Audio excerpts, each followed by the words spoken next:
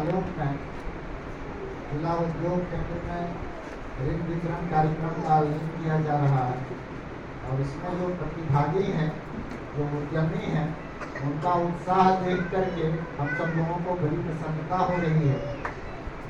इस कार्यक्रम में एलडीएम साहब और विभिन्न बैंकों के प्रतिनिधि भाग ले रहे हैं।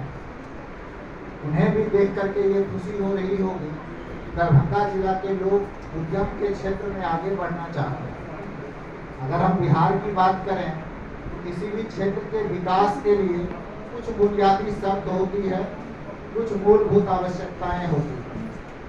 हमारे पास वो सारे संसाधन मौजूद हैं जो किसी भी राज्य को, राष्ट्र को तरक्की की दिशा में आगे ले जा सकती है।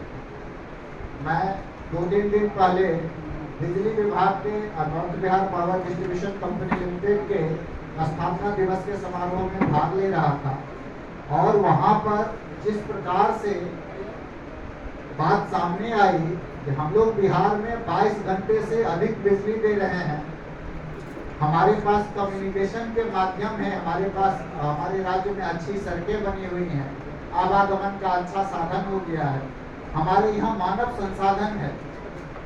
आप देखिएगा तो पूरे देश में जितना भी उद्यम है, उस उद्यम में बिहार के ह्यूमन रिसोर्स का बहुत बड़ा योगदान है। बिहार के लोग वहां जाकर के उस उद्यम को आगे ले जा रहे हैं। तो हमारे पास प्रतिभा की कमी नहीं, बिहार के लोग आगे बढ़ना चाह रहे हैं, बिहार के उद्यमी आगे बढ़ना चाह रहे हैं। हमारे पास ऊर्जा के संसाधन के क्षेत्र में बिहार ने काफी तरक्की की है। हमारे पास बिजली, आवागमन के साधन, ये सारी चीजें मौजूद हैं। जरूरत एक बात की है कि हमें अपने संकल्प को और अधिक मजबूत करना हो और बैंक से मैं अपेक्षा करता हूं कि हमारे युवा उद्यमियों में किसी भी प्रकार के संकल्प की भी कमी नहीं है। अगर इन्हें सही रास्ता मिले, इन्हें अगर सही ढंग से प्रोत्साहन मिले, सही ढंग से मदद मिले, तो ये बिहार में अच्छा कर सकते हैं।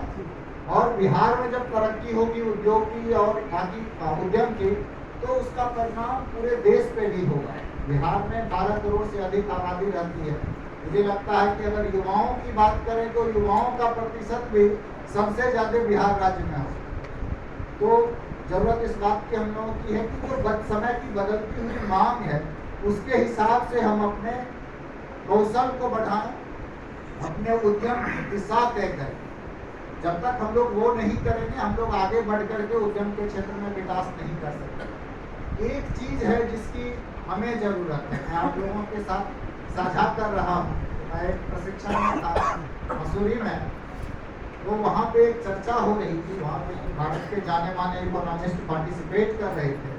तो उन्होंने कहा कि जो हम लोग शर्ट पहनते हैं, कपड़ा पहनते हैं, भारत जो है जो M&S का 3500 रुपया का शर्ट मिलता है, वो हम लोग भारत में बनाते हैं। और जो ज्यादातर लोग पहनते हैं, मध्यम वर्ग के लोग पहनते हैं, वो हम लोग इंपोर्ट करते हैं बांग्लादेश जैसे देश। तो क्या हमारे यहाँ हम लोग वो नहीं बना सकते हैं? तो उन लोगों ने कहा कि हम लोग प्रयास किए, जो लोग उच्च कीमत की शर्ट बनाते हैं और वो रेडीमेड बनाते हैं, तो लोगों ने कहा कि वो सब तो ठीक है, इसको बनाने में खर्च होगा, जगह होगा। तो उन लोगों ने बताया कि नहीं, तमिलनाडु और बाकी जो हमारे साउथ के राज्य हैं, वहाँ पे जाके वस्त्र का और रेडीमेड वस्त्र का उत्पादन होता है। तो वहाँ पर की फैक्ट्री को आप बिहार में लाने में क्या दिक्कत है? जब आपके लोग ज्यादातर बिहार, यूपी और जहाँ पे श्रम संसाधन है, वहीं के लोग जाके वहाँ भी काम कर रहे हैं। उनका एक जवाब था कि नहीं, ऊर्जा भी है, जमीन भी है, लोग करना भी चाहते हैं, आवागमन का माध्यम भी है, बट वर्क कल्चर भी। ये एक शब्द है जिसको हम लोगों को पकड़ने की जरूरत है कि हमारा उद्यम आगे क्यों नहीं बढ़ पाता, हमारे उद्यम की क्यों एक सीमाएं हो जाती है, उसको हमको तोड़ना।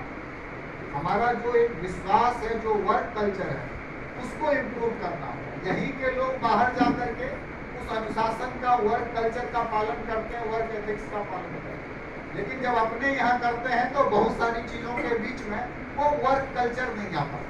वर्क कल्चर का क्या है कि समयबद्धता, मार्केट के मूड को समझना, उसको आगे दिशा में ले जाना, कई बार हम लोग अपने व्यवसाय में भावना को आगे कर देते हैं।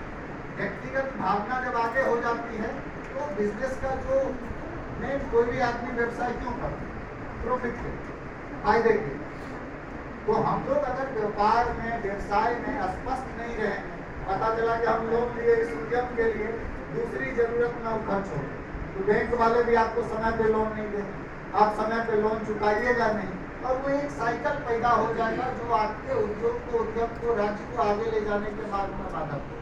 तो हमें प्रयास ये करना है कि हमारे पास बिजली है, आवागमन के साधन है, ह्यूमन रिसोर्स है, मार्केट, इतना बड़ा राज्य है, बाजार, सारी चीज उपलब्ध।